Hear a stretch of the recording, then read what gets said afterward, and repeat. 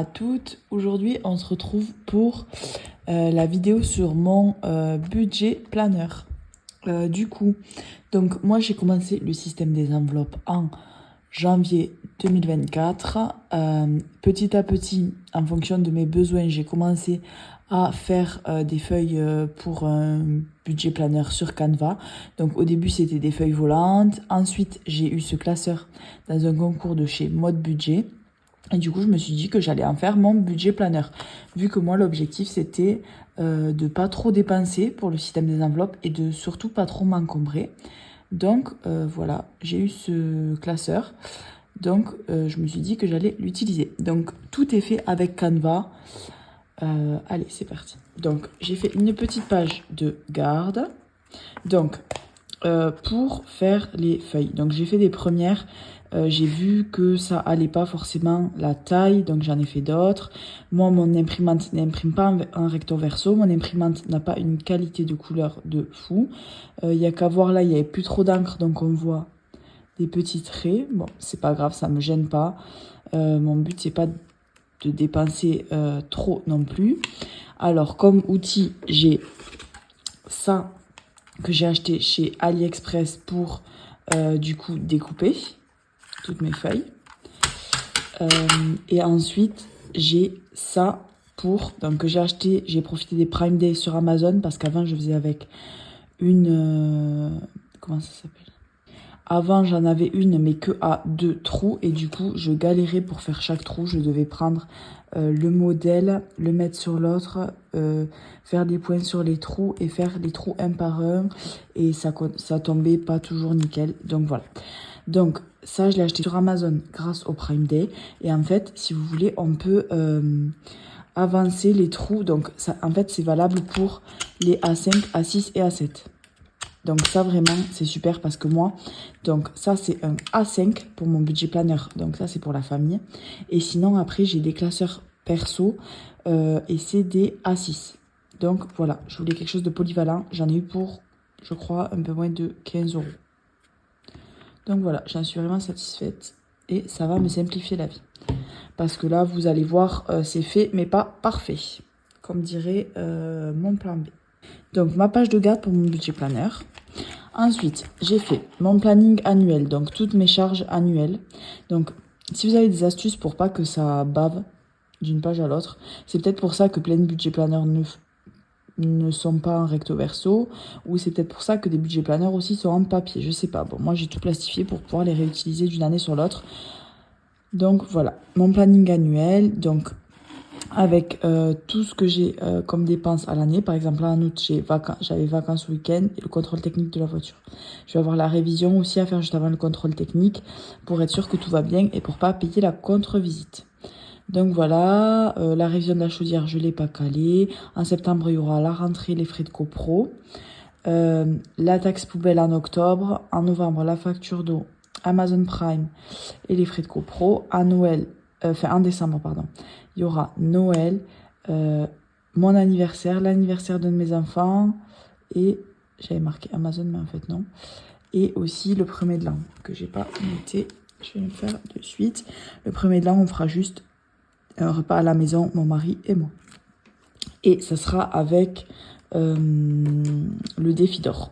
Donc voilà. Et du coup, j'anticipe pour janvier 2025. Donc là, on est ici. Donc les mois vont passer. Et hop, en janvier 2025, il y aura l'assainissement de l'eau à payer 150 €. Les frais de CB, on a clôturé la carte. Hop, il n'y aura pas besoin.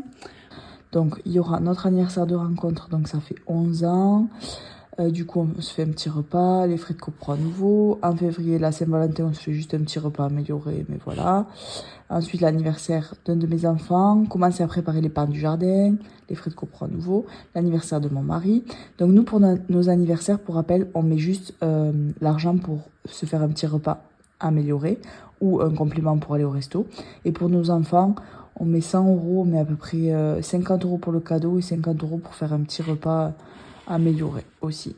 Soit avec nos familles, soit avec des amis. Donc voilà. Ensuite, j'ai un tracker dépenses et mouvements. Donc ça, c'est parce que des fois, je fais des prélèvements sur un compte et après, je me perds dans les remboursements de ce prélèvement. Donc, pour exemple, on a acheté une remorque à vélo pour transporter les enfants. On l'a acheté 300 €. Je l'ai pris depuis le compte Boursorama d'un de mes enfants. Pour le rembourser, on a pris 60 € dans un premier vide-grenier, 100 € avec Vinted, 90 € avec un autre vide-grenier, donc reste 50. On a utilisé, j'en profite pour le mettre à jour, j'ai fait un virement de 30 €, donc plus 30 avec une vente Vinted, donc il reste plus que 20. Hop, et donc ça, je l'ai remis directement sur le compte, donc sur Bourso de mon enfant, et c'était avec mon compte à moi. Hop, et donc ça c'est bon. Donc il reste 20 € à rembourser par exemple de la remorque à vélo pour pouvoir remettre, en gros j'emprunte l'argent des enfants sachant que c'est pour eux, enfin ça leur bénéficie à eux, mais bon j'ai pas envie d'utiliser non plus leur argent, mais bon voilà. Les frais de scolarité de mon enfant par exemple, je les avais pris, donc c'était 250 €, j'avais pris 100 € en épargne de notre conjoint et 150 € des frais de scolarité qu'on avait en épargne. Les deux c'était sur le LEP. On l'a mis sur le conjoint, ça a été prélevé, l'école l'a prélevé et du coup c'est bon, c'est fait. Par exemple là, donc ce mois-ci, on a fait les soldes chez Zara, donc pour 180 € pour les enfants, mais je sais qu'ils sont habillés pour tout l'hiver, donc chaque mois je vais rembourser un petit peu, voilà, cette dette. Donc voilà à quoi sert ce tracker. D'ailleurs, pour le budget prévisionnel du mois d'août, j'ai déjà prévu de mettre 10 € et ensuite je mettrai tous les gains Vinted dessus. Et je compte refaire aussi un vide-grenier en septembre. Donc là, c'est un suivi des épargnes. Donc je fais exprès de cocher parce que voilà, il y a des trucs un peu perso. Mais en gros, je mets donc chaque petite bulle est associée à un compte. Et je vais vous montrer pour un seul compte, par exemple ici. Donc en fait, il y a marqué le total. Donc c'est 1000 € par exemple ici. Mais vous voyez pas, mais bon. La localisation, donc mon LEP Leïla, et la description. Donc il y a 250 € d'épargne directe et 250 € remboursés des impôts. Plus 500 € mais qui iront pour la scolarité de notre enfant. Donc voilà, en gros, comment je détaille. Donc voilà, chaque bulle, c'est une destination. Il y a aussi l'argent des enfants, etc. Donc là, en gros, si vraiment on a un gros pépin, on a tout cet argent disponible qui est dispatché comme ceci sur tous nos comptes. Donc voilà pour ici. Ensuite, ici, donc c'est une jarre d'économie. Donc c'est les 6 000 € pour la scolarité de notre enfant. Donc c'est pas à jour non plus. Bon, vous l'aurez compris, rien n'est à jour. Chaque barre c'est 300 €. Donc du coup je note ce que je remplis et derrière hop je traque ce que je remplis. Donc là pareil, il y a tout qui bave tout le temps, je sais pas trop comment faire. Du coup, là pour l'instant, voilà, j'ai fait un tracker maison parce que j'ai oublié de faire le tracker et j'avais pas envie de tout refaire parce que quand on se rend compte qu'il manque quelque chose, il faut tout le refaire sur Canva, le réimprimer, le replastifier, le redécouper, le refaire les trous. Bon, bref, vous avez compris, ça ira très bien. Ça, c'est mes budgets mensuels au brouillon. Parce qu'en fait, je fais mes budgets mensuels vers le 15 du mois et ensuite, je vois les vrais frais qu'on va avoir, les potentielles choses en plus, comme là, il y avait recharge voiture, week-end, tout ça. Donc voilà, je le fais un petit peu tout le mois là et après, ensuite, je le fais sur mon vrai budget planner. Le planning du mois. Donc j'en ai imprimé 2 pour avoir toujours le mois juste avant, le mois juste après. Donc, par exemple, là, on est donc fin juillet, on est le dimanche 28 du mois de juillet. Mais bon, il me fallait mon prévisionnel de août pour savoir, par exemple, parce que moi, le nombre de semaines, je le fais que pour les courses. Donc, il me fallait savoir combien de semaines de courses ça allait me faire avant la paye. Donc, nous, les courses, c'est tous les vendredis. Ma paye, je l'aurai au maximum le 28, vu que ça tombe en semaine. Normalement, je l'ai vers le 26-27. Maxi le 28, donc ce sera bon, mettons, pour cette semaine de courses. Mais quand je fais mon budget prévisionnel d'août, il me faut savoir, par exemple, combien de fois mes enfants ont été à la crèche. Donc, ils y vont, par exemple, les mercredis, vendredis. Donc, je vais compter ces mercredis, vendredis-là. Pour savoir, donc dans le mois, donc par exemple là il y en a eu donc 1, 2, 3, 4, 5, 6, 7, 8, 9, plus un jour que j'ai fait en plus d'intérim où un seul de mes enfants est allé à la crèche. Donc voilà, je mets mes week-ends astreintes quand je sais ce que je la paye. Et là ensuite j'ai mis donc la rentrée qui se fera à l'école le 26 et aussi j'ai les priorités de ce mois et les dépenses exceptionnelles que je me retrace. Donc ça m'aide à faire mon budget. En bleu là les petits trucs c'est quand je travaille vu que moi je travaille que les mercredis, vendredis. Et ça, c'est mes astreintes. Donc, le mois prochain, je ferai le 15 août et un week-end. Et du coup, ça me dit à peu près aussi sur ma paye. Et je ferai aussi un jour d'intérim. Donc, normalement, vu que les astreintes sont payées, pas à la fin du mois, mais le mois d'après. Donc, normalement, fin septembre, j'aurai la paye de toutes ces astreintes. Donc, normalement, une bonne paye.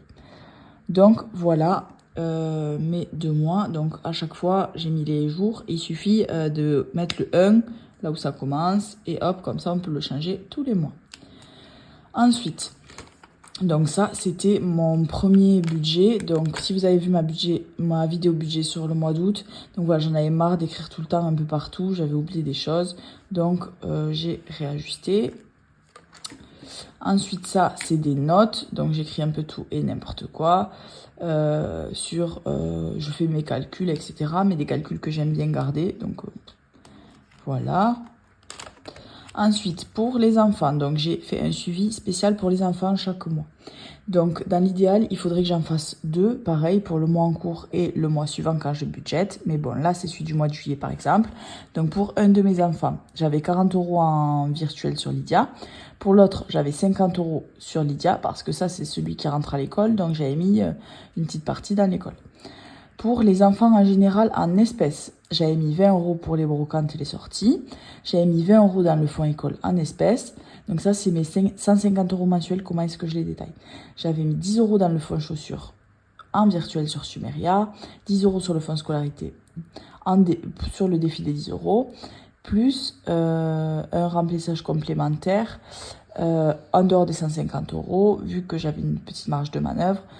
90 € dans le défi des 10 €. Donc ça faisait 150 € en début de mois, plus les 90 qui sont un remplissage exceptionnel, dont 100 € en virtuel et 30 € en espèces.